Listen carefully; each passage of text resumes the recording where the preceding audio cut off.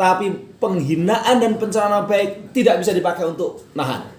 Itu sudah dikurangi. Kedua, ada surat edaran Kapolri bahwa persoalan penghinaan dan pencemaran nama baik itu harus diselesaikan dengan restoratif justice.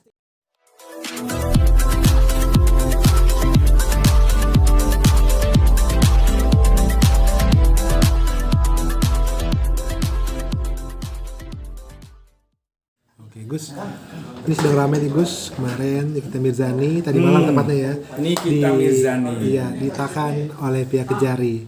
Gus, sebenarnya melihat dari sisi kemanusiaan dan juga sisi hukum setiap pasti yang Gus lihat.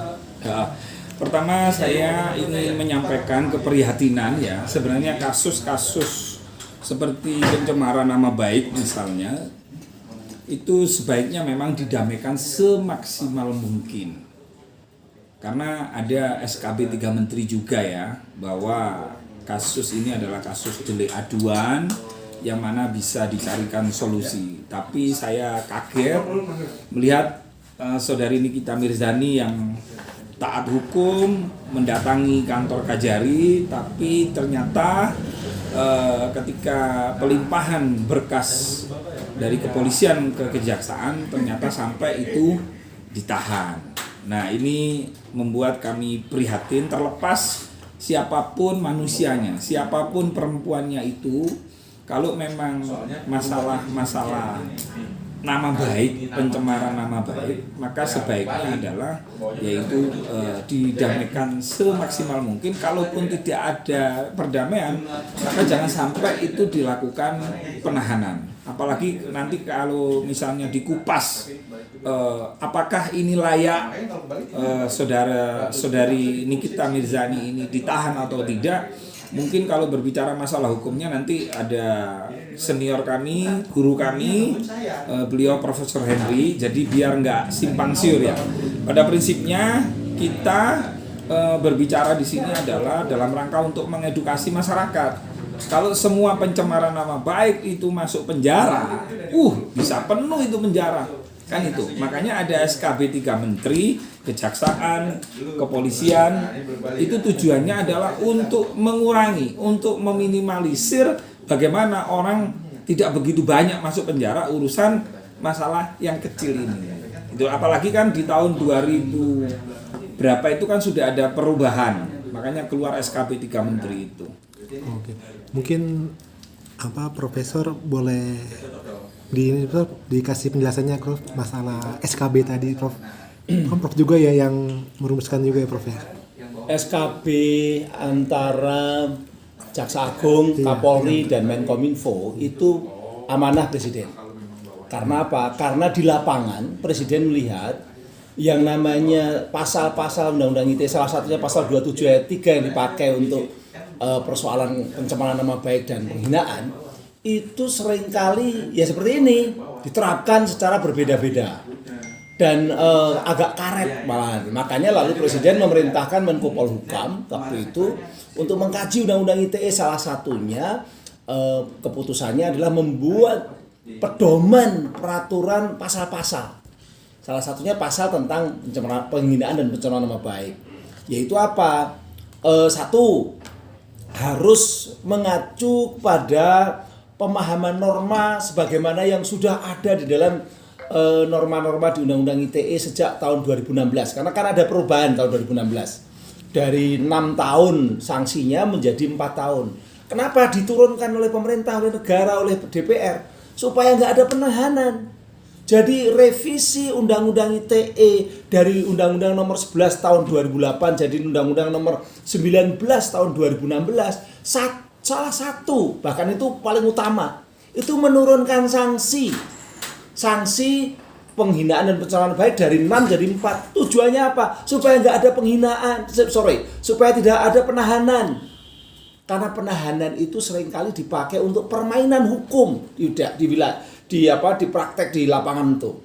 Orang belum diadili ditahan. Ini kan belum ketahuan benar salahnya. Tapi udah ditahan. Masyarakat kan taunya ditahan itu hampir sama dengan di penjara. Walaupun itu berbeda ya. Kedua, kalau namanya ditahan itu coba Anda bayangkan, Anda ditahan misalnya 1 bulan, 20 hari. Itu kan seperti sama saja dengan dipidana sudah. Oleh karenanya hanya pasal-pasal tertentu yang tetap tinggi dan bisa untuk nahan. Tapi penghinaan dan pencemaran nama baik tidak bisa dipakai untuk nahan. Itu sudah dikurangi. Kedua, ada surat edaran Kapolri bahwa persoalan penghinaan dan pencemaran nama baik itu harus diselesaikan dengan restoratif justice, surat edaran Kapolri. Kemudian juga surat keputusan dari Jaksa Agung juga sama. Lalu dibuat tadi SKB 3 menteri, yaitu SKB antara Jaksa Agung, Kapolri dan Menkominfo. Tujuannya apa? Memberi pemahaman pada pasal-pasal supaya tidak mudah digunakan untuk jerat orang. Ini Undang-Undang ITE ini kan Anda tahu, yang namanya penggunaan internet itu kan 270 juta. Lah kalau setiap dikit-dikit merasa dihina lalu orang ditahan. Seperti Gus Rofi tadi penuh itu tahanan-tahanan itu. Oleh karena itu, ini yang terlanjur nahan harus dikoreksi. Harus dikoreksi itu. Itu salah memahami undang-undang. Yang kedua, mencoba melakukan rekayasa dengan memasukkan pasal 36. Saya yakin pasti pasal 36 dimasukkan itu. Karena pasal 36 itu dikatakan kalau ada kerugian material maka bisa sanksi hukumnya sampai 12 tahun. Sekarang kalau ngomong bahwa ada kerugian material, tidak boleh kerugian material itu hanya laporan dari pelapor. Tidak boleh juga hanya dari penegak hukum, harus dari ahli finance. Bahwa itu betul-betul gara-gara ada pencemaran nama baik atau penghinaan lalu muncul yang namanya kerugian material. Contohnya apa, Prof? Itu harus diaudit. Kok bisa sampai rugi itu? Karena sebenarnya pasal 27 ayat 3 itu tidak bisa dikaitkan dengan pasal 36. Pasal 36 itu untuk pasal 30 sampai 35. Misalnya, kalau ada kayak Biorka kemarin misalnya begitu, nyerang, ngehack suatu kantor penyelenggara sistem elektronik. Lalu sistem elektroniknya lalu nggak bisa berjalan kan, lalu merugikan kantor itu sampai berapa miliar misalnya begitu, merugikan karena nggak bisa lagi menjalankan kerjaannya misalnya. Jadi kalau yang dihack itu Gojek, terus Gojeknya kacau kan, ada kerugian. Nah itu pakai 36. Jadi bukan pencemaran nama baik pakai 36. Ini penerapan yang salah dari penegak hukum. Dan saya sebagai Ketua Panja Undang-Undang ITE, tadi saya kontak sama Ketua Panja Undang-Undang ITE dari DPR, Pak TB Hasanuddin. Kami kompak, kita bicara. Ini ada interpretasi yang salah. Ini bukan masalah Nikita Mirzani. Sekali lagi, ini bukan masalah Nikita Mirzani, tapi ini untuk semuanya. Kalau penghinaan dan pencemaran nama baik nggak bisa ditahan, tapi selesaikan dulu di pengadilan. Ya, selesaikan dulu pengadilan. Kalau memang orangnya bersalah, baru itu putusan pengadilan. Betul. Itu Prof, mau tanya, Prof. Berarti, guys, baru datang, Prof.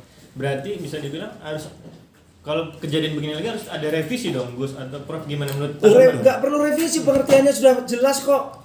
Tapi kalau yang pasal 36 selalu dipakai diulang pakai untuk alasan ini pasal 36-nya itu yang harusnya dipahamkan oleh para pengambil para penegak hukum itu sebenarnya tidak cocok, tidak bisa dipakai untuk pasal 27 ayat 3. Karena kalau dia dimasukkan ke pasal 27 ayat 3 sama aja dengan revisi selama tahun 2016 nggak ada gunanya.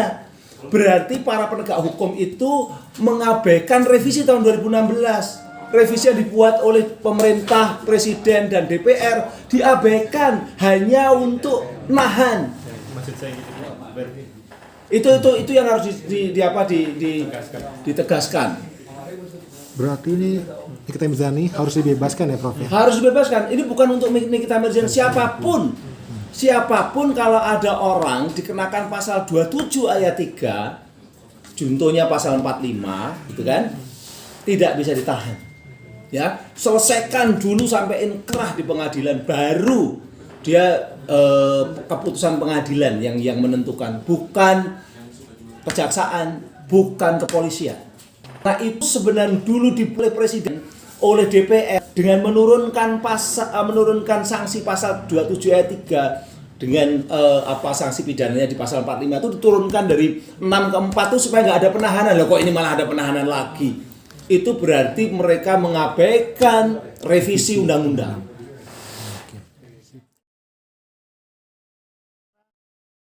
Jangan lupa ya di subscribe dan nyalakan lonceng notifikasinya.